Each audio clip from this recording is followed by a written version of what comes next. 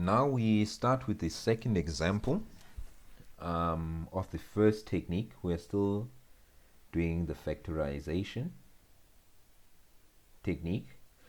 We're looking at the second example, and I want you to note how they ask the second equation. The second question. The first time they said we need to solve for roots. Now they ask us to solve for x. And notice that when we started this discussion, we defined roots as being f of x equals 0, right?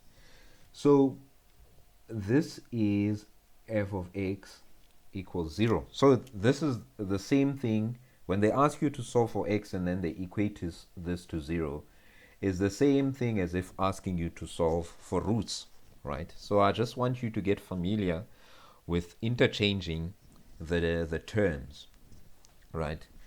So now let me write, and now we don't have to stress about this because this is already in standard form and we're using the factorization technique. So I'll just write this equation again: x squared plus 4x plus 4 equals 0, right? Initially, we did look at the case where the last term sign is positive, right? And we said if the sign of last term is negative, then this will be the bracket arrangement, right? But now it's not negative, it's positive. Now if the sign of the last term then is positive, this is the bracket arrangement. But I want you to note this, right? When this is positive, you have to look at what the sign of the middle term is. If this is positive, you look at what the sign of the middle term is, and if the sign of the middle term is positive, both of these will be positive. However, if that sign was negative, both of these would be negative, right? That's if the middle term was negative, but we've seen that it's positive, right? So bear in mind, I'm going to repeat this again. We look initially at the sign of the last term. If it's negative, this is the arrangement, right? But if it's positive, the signs that go into these brackets are determined by what the sign of the middle term is. So if the middle term is positive, right, then both of these will be positive. However, if this is positive, we still look at the sign of the middle term, but this time around, if the sign of the middle term is negative, but the last term is positive, both of these will be what? Will be negative. So now we know that now this is positive, so we look at this sign and it's positive, so this is the arrangement. So we've already determined what our signs will be. We're going to repeat this technique. Now we look at this. Our a this time around is 1. So the factors of 1, it's easy. It's 1 and 1.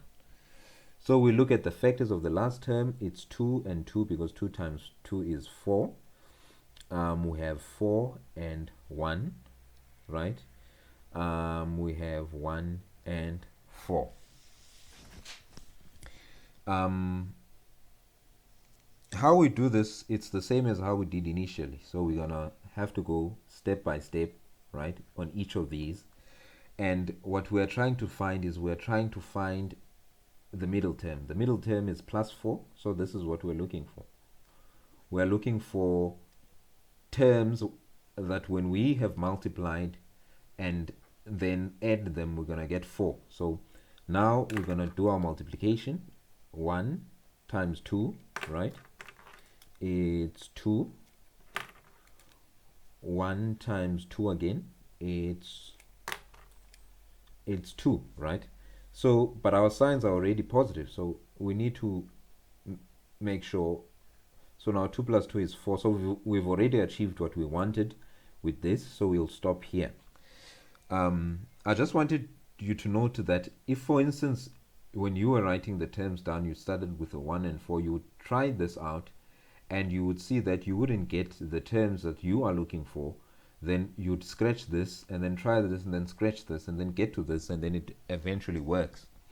So now we know, we're going to write this again on the side, that the terms that are going to give us the middle term is 1 1 and 1 1 and then 2 and 2, 2 and 2, right? So now we said that we said that this is the first bracket, and then this is the second bracket. So now we're going to put this is 1x, right, plus 2. This is 1x plus 2, right? So we have, now writing this a bit neater, just here we have x plus 2, x plus 2 equals 0, right? Remember what the question is. The question is solve for x. So here again, we're going to say x plus 2, right, which is this, equals 0. And then again, this has to equal 0, x plus 2 equals 0. So here, do you notice that we have, if we solve for this, x will be equal to minus 2. And then if you solve for, because you're going to just put the 2 in that side, you have minus 2. And here again, if you solve for x and put the 2 on the other side, you have x equals minus 2. So here's our values of x. And yeah, we're done with the second example.